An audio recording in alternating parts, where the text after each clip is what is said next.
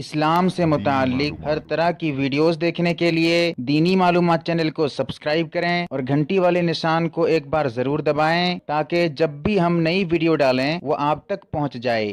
بسم اللہ الرحمن الرحیم۔ زکوٰۃ کب فرض ہے؟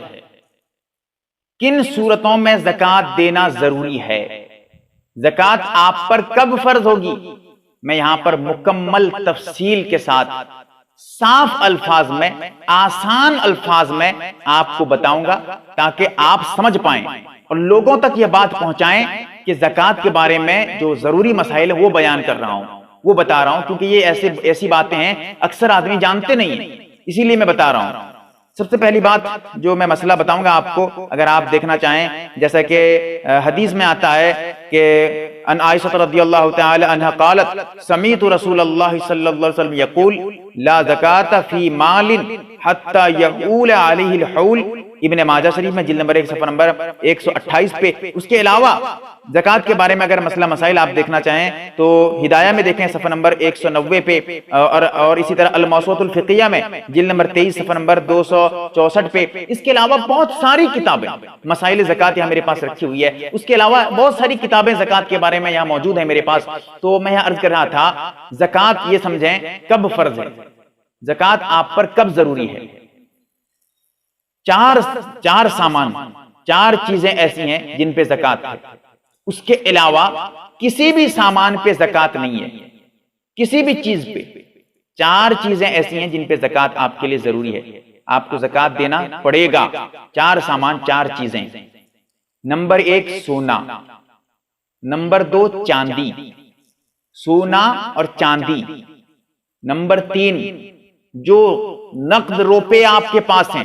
یہ جو میں مسئلہ بتا رہا ہوں یہ میں اپنے الفاظ سے بتا رہا ہوں تاکہ آپ کو سمجھاؤں، آپ کو سمجھانا میرا مقصد ہے، اسی لیے میں ان الفاظوں سے آسانی سے بتا رہا ہوں جس سے آپ سمجھ پائیں گے، اسی لیے میں یہ بتا رہا ہوں اس طرح، یہ میرے طریقے سے بتا رہا ہوں۔ ایک ہے سونا، ایک ہے چاندی، اور نمبر 3 جو روپے آپ کے پاس موجود ہیں، نقد روپے بینک میں رکھے ہیں یا پاس میں جیب میں یا گھر میں پیسے جو موجود ہیں، جو روپے ہیں۔ نمبر 4 جو تجارت کا سامان ہے اس پہ۔ اب یہاں پر میں مکمل تشریح کروں گا۔ زکوٰۃ ان چاروں پہ ہے۔ اگر آپ کے پاس تجارت کا سامان نہیں ہے تو پھر ٹھیک ہے 3 پہ ہے، تجارت کا سامان ہٹا دیجئے، اور اگر نقد روپے نہیں ہے، صرف سونا چاندی ہے تو پھر سونا چاندی کا حساب کریں گے۔ اب حساب کیسے کیا کریں گے وہ بتا رہا ہوں آپ کو۔ جو سونا آپ کے پاس ابھی موجود ہے، جو آپ کے پاس سونا ہے، زیورات ہو یا سونے کی کوئی چیز ہو آپ کے پاس رکھی ہوئی ہے، چاہے استعمال کریں یا نہ کریں، سونا چاندی اگر آپ کے پاس ہے، استعمال کریں یا نہ کریں، اس کے لیے زکوٰۃ دینا ہی ہے، لیکن زکوٰۃ کب دیں گے وہ بتاؤں گا انشاءاللہ۔ تو یہ جو سونا اور چاندی، سونا جو ابھی آپ کے پاس موجود ہے یا چاندی موجود ہے، اس کی ابھی کی قیمت کتنی ہے وہ معلوم کریے۔ ابھی اگر اس سونے کو چاندی کو آپ بیچیں گے کتنے قیمت میں اب وہ بکے گی، ایسا نہ ہو کہ پہلے جتنے میں خریدے ہیں وہ قیمت کا اعتبار نہیں، اب نئے سونا چاندی، نئے سونے چاندی کی کیا قیمت ہے اس کا بھی اعتبار نہیں۔ جو سامان آپ کے پاس ہے، جو سونا چاندی آپ کے پاس ہے، سونے کے زیورات جو ہیں، اس کی ابھی کی قیمت اگر آپ بازار کو لے کے جائیں گے، بازار کو لے کے جائیں گے، کہیں گے کہ یہ جو میرے پاس ہار ہے یہ کتنے روپے میں چلا یہ ہار جو ہے آپ خریدیں گے، دکانی بتائے گا کہ یہ ہار جو ہے میں 10,000 15,000 20,000 روپے میں لے لوں گا۔ وہ جو قیمت ابھی ہے، جتنی قیمت میں آپ اسے بیچ سکتے ہیں، اس قیمت کا حساب رکھیں گے۔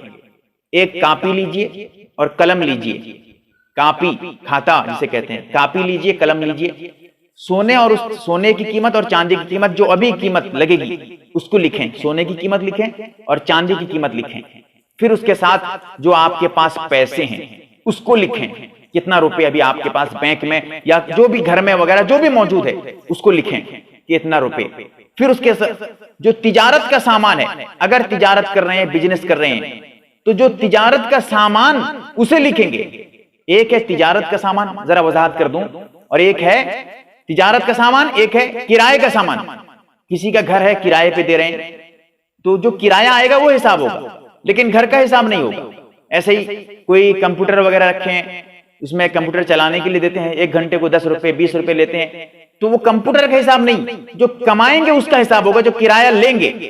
لیکن ایک وہ ہے کہ جو تجارت کے لیے کمپیوٹر کا بزنس آپ کر رہے ہیں، سائیکل کی یا بائک کی جو ہے بزنس آپ کر رہے ہیں، سائیکل بیپار کر رہے ہیں، سائیکل فروخت کر رہے ہیں، یا کوئی بھی ہو، کوئی بھی سامان، موبائل کا، آپ موبائل کی دکان ہے، آپ موبائل بیچتے ہیں، تو وہ جو موبائل وغیرہ بیچنے کا جو موبائل کی جو ہے قیمت ہے، جتنی قیمت کی موبائل ابھی آپ کے پاس موجود ہے بیچنے کے لیے، تجارت کے لیے جو ابھی قیمت میں لگائیں گے، جو بیچیں گے، وہ قیمت سب حساب کر کے لکھیں گے کہ تجارت کا سامان اتنے روپے کا ہے۔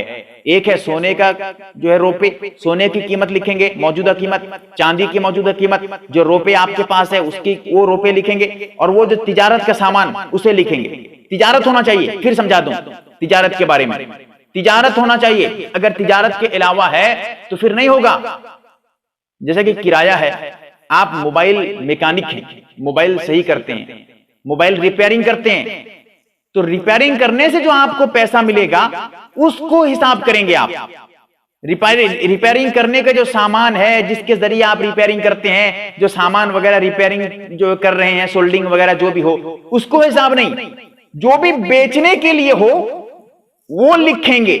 بات سمجھیے گا، چاروں کو لکھیں گے، لکھنے کے بعد آپ جو ہے حساب کر کے چاروں کو لے آئیں گے، کتنا روپے، سب کل ملا کر، چاروں کو ملا کر کتنا روپے ہوا، سب ملا کے آپ کے پاس کتنا روپے ہو رہا ہے، اس کو حساب کر کے لکھیں گے۔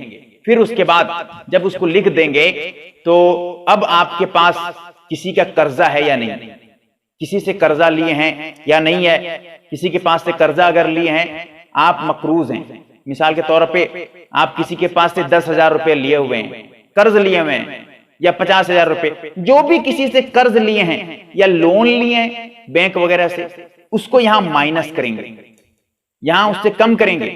اگر 50,000 روپے سب حساب کر رہے ہیں، چاروں کو ملا رہے ہیں، سونا چاندی اور جو نقد روپے اور جو تجارت کا سامان، چاروں کو ملا رہے ہیں، 1,00,000 روپے ہو رہا ہے، مثال دے رہا ہوں، 1,00,000 روپے ہو رہا ہے، بات سمجھیے گا، 1,00,000 روپے ہو رہا ہے چاروں کو ملانے کے بعد۔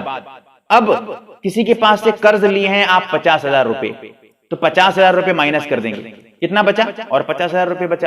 اسی طرح اگر اور کسی کے پاس سے قرض لیے ہیں 10,000 روپے، تو پھر 10,000 مائنس کر دیں گے، کتنا بچا، 40,000، تو سب مائنس کر دیں گے جو قرض ہوگا۔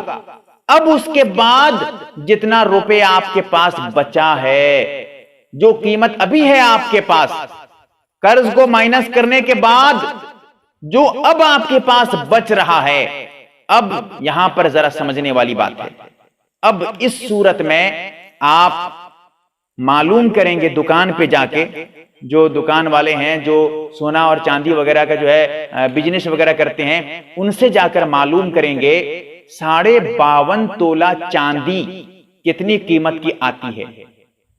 52.5 تولہ چاندی، 52.5 تولہ ہوتا ہے جو ہے 52.5 تولہ چاندی جو ہے یہ آپ کا 612 گرام 360 ملی گرام، یہ جو میں بتا رہا ہوں ایذاء المسائل میں لکھا ہے، جلد نمبر 1 صفحہ نمبر 103 پہ، فتاوی تاطرخانیہ میں لکھا ہے جلد نمبر 3 صفحہ نمبر 155 پہ، جو ابھی بتا رہا ہوں آپ کو۔ تو فوراً یہ تو حساب کر کے نکالیں گے، پہلے اتنا روپے آپ کے پاس ابھی ہے، جو جیسا میں نے بتایا ہے مکمل۔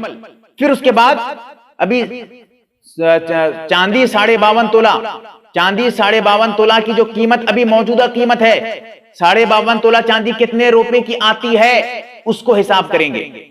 تو اب اس کو حساب کر کے ایک طرف رکھیں گے کہ ہاں اتنا روپے کی چاندی آ جاتی ہے۔ اسی طرح سونے کی قیمت بھی معلوم کریں گے۔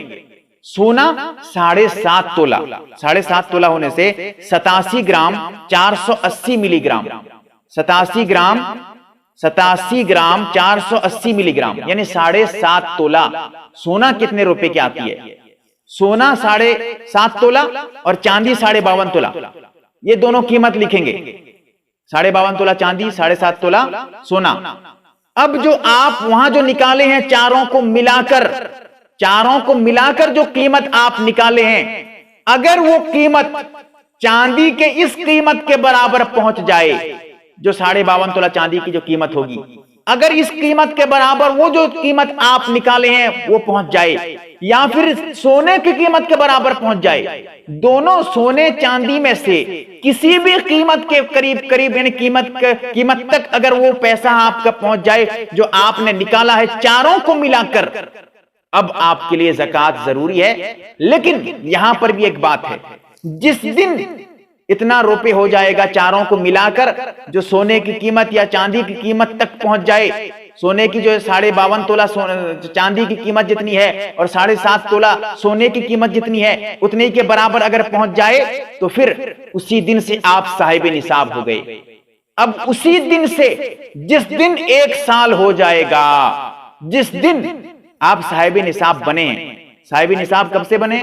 جب سے سونے کی قیمت 7.5 تولے کی جو قیمت ہو یا چاندی کی قیمت، دونوں کی قیمت میں سے کسی بھی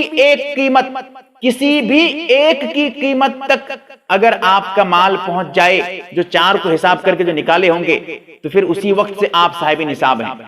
اب اسی وقت سے 1 سال جب ہو جائے گا، 1 سال اردو تاریخ کے اعتبار سے حساب کیا جائے گا، 1 سال جب ہو جائے گا اب آپ دیکھیں گے کہ صاحب نصاب ہیں یا نہیں ہیں۔